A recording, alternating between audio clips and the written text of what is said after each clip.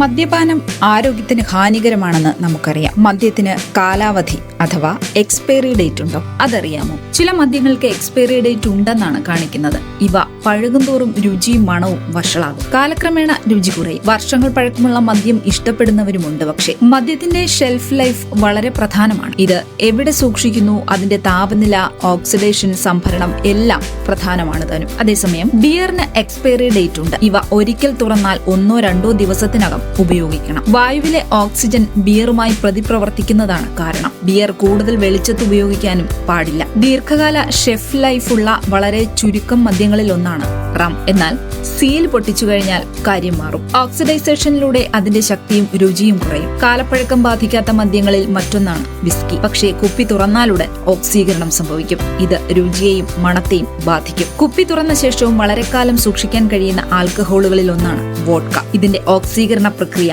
മന്ദഗതിയിലുമാണ്.